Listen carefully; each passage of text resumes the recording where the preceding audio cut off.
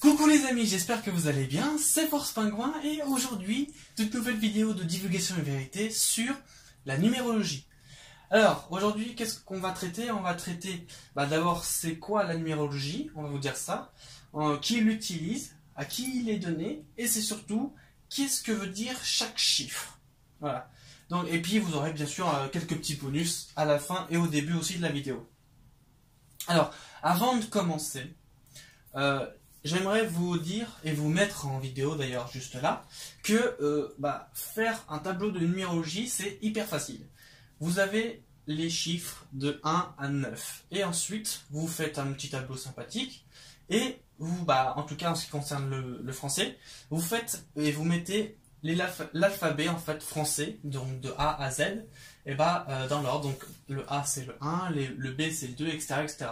Et du coup, ça va vous faire le tableau que vous voyez là actuellement, qui est vraiment très intéressant, parce que effectivement, l'alphabet français est vraiment identique à l'alphabet anglais.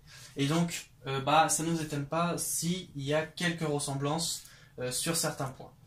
Donc, et du coup, vous pouvez faire ça avec n'importe quelle langue. Hein, ça vaut pour n'importe quelle langue, n'importe quelle nationalité. Hein, c'est valable pour tout. Donc ça, c'est pour vous, c'est cadeau. Donc voilà. Alors la numérologie, en fait, ça a été longuement réservé à ceux qui pratiquaient, on va dire, la science des énergies. Et du coup, aujourd'hui, on vous révèle tout ça et on vous dit, écoutez les amis, voilà, maintenant vous pouvez vous prendre cette connaissance. Et donc du coup, numérologie, ça veut dire faire des transcriptions avec les numéros, soit les chiffres. Parce qu'effectivement, ça commence de 1 et ça finit à 9. Après, après le 9, ce n'est que une addition en fait. Voilà, le 22, ça fait 4. Le 23, ça fait 5, etc., etc. Voilà. Et donc, c'est comme ça qu'on procède. On additionne chaque numéro ou chiffre. Et du coup, ça fait qu'à la fin, on a un résultat. Et on se dit, tiens, admettons, c'est le 5. Tiens, c'est l'amour, c'est bien. Ça m'a l'air d'être, je sais pas, le 3. Ou le 3, oula. Il y a un truc qu'il faut comprendre, parce qu'il y a un message. Donc, voilà. Il y a beaucoup de choses comme ça qui font que les numérologues, il y a pratiquement pas, mais en tout cas, vous pouvez l'être, et ils prennent les chiffres et ils en font une addition, et à la fin, ils voient comment ça se magouille, et ils transcrivent. Voilà, tout simplement. Donc voilà, ça c'était pour la petite explication. Donc on va commencer tout de suite avec les chiffres de 1 jusqu'à 9. Voilà. Et après vous aurez deux petits bonus et on sera bien. Donc maintenant commençons tout de suite avec le chiffre 1. Numéro 1. Donc le chiffre 1, c'est quoi? C'est avant tout l'unité. Et oui, parce que 1, ça va bien avec unité. Donc forcément, on ne pouvait pas passer à côté de ça. Donc 1, 1, c'est l'unité. C'est aussi l'alpha, qui en grec veut dire le commencement. Donc du coup, c'est l'alpha. Je vous tiendrai au courant pour le 9, qui est l'oméga, bien sûr, mais je vous tiendrai au courant. Et c'est aussi la source et l'origine. Voilà. Donc ça, c'est le chiffre 1. L'unité, 1, 1, alpha, source, origine, pour le chiffre 1. Maintenant, passons au chiffre 2. Numéro 2. Donc le numéro 2, c'est quoi? C'est la dualité. Parce qu'effectivement, le numéro 2, c'est 1 plus 1. Et comme vous regardez, alors que ce soit en haut, en bas, on s'en fout de l'emplacement. 1 plus 1 est égal à 2. Donc ça, c'est uni. Mais quand tu sépares, ça fait quoi? Ça fait une dualité. Effectivement, ça fait une dualité. Donc c'est dualité, le 2. Mais c'est aussi une force et le libre arbitre. Alors, un petit bonus, le 2, ça peut être aussi une coopération. Parce qu'effectivement, comme je vous ai dit là, c'est la dualité, mais une coopération pour donner qu'un. Voilà, effectivement. Ça, c'est encore autre chose. Voilà. Mais en tout cas, retenez bien que le chiffre 2, c'est dualité, force et libre arbitre. Maintenant, passons au numéro suivant. Numéro 3. Alors, le numéro 3, c'est quoi? C'est le messager. Comme je vous l'ai dit juste au début de la vidéo, je vous dis, tiens, le 3, il y a quelque chose à comprendre, etc. En fait, c'est le messager. Parce qu'effectivement, le 3, c'est quelque chose qu'on souhaite passer comme un code pour faire un message derrière. Donc c'est pour ça, c'est le messager. C'est aussi la trinité, donc tri en grec ça donne 3. Et c'est aussi l'esprit. Vous noterez que c'est le 3. Messager, esprit, trinité. Chiffre 3. Pas de hasard, les amis. Passons au chiffre 4. Numéro 4. Alors pour le numéro 4, c'est quoi? C'est la matière 3D. Donc voilà, ça, c'est défini par le chiffre 4. Donc la matière, ça, c'est bien. Matière 3D, et c'est aussi le peuple de Gaïa. Donc en gros, la planète sur laquelle on vit. Voilà. Le peuple de Gaïa, la matière 3D, ce sont les deux mots pour retenir le chiffre 4. Maintenant, passons au suivant. Numéro 5. Donc numéro 5, les amis, c'est quoi? Alors, autant vous dire que c'est vraiment génial, parce que le premier mot qu'on a pour le chiffre 5, c'est l'amour. Et oui, effectivement, l'amour, c'est vraiment merveilleux. Et effectivement, il se reflète à travers le chiffre 5. Donc, 5, c'est l'amour, quelque chose de bonheur. C'est aussi la lumière, comme vous voyez là. Et la lumière, on peut dire c'est la couleur jaune, mais des fois elle peut être blanche. Mais comme on retient souvent que c'est la couleur jaune, la lumière, donc on va dire qu'effectivement ça ressemble à l'or. Donc, et après il y a le soleil derrière. Donc, 4 mots à retenir pour le 5. Amour, lumière, amour et lumière, ça va bien ensemble. Hein. Or et soleil.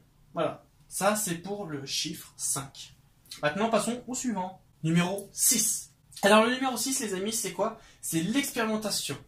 Et l'expérimentation, souvent ça peut être bien, mais souvent aussi ça peut devenir très vite une corvée. C'est pourquoi ce sont les deux mots phares du chiffre 6. Attention, à ne pas confondre le chiffre 6 avec les 3 x 6. Bien sûr que vous connaissez, hein, je ne vais pas citer le nom pour ne pas polluer cette vidéo, mais en tout cas, le 3 à la suite au niveau du numéro 6, ça n'a rien à voir, c'est vraiment unique, parce que le double 6, il n'a complètement rien à voir avec le triple 6. Et effectivement, le 6 tout seul, rien à voir non plus. Donc voilà, c'est juste pour éviter les confusions. Le chiffre 6, c'est l'expérimentation et la corvée. Passons au suivant. Numéro 7. Alors pour le numéro 7, c'est quoi? C'est le divin. Voilà, c'est le divin. Pourquoi? Parce que, si on reprend les densités, effectivement, le 7, c'est le début de l'âme.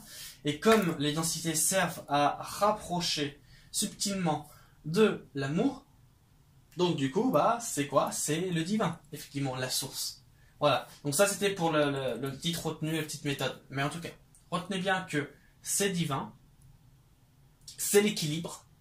Le chiffre 7, c'est l'équilibre. Et c'est la justice. Voilà. C'est tout ça en même temps.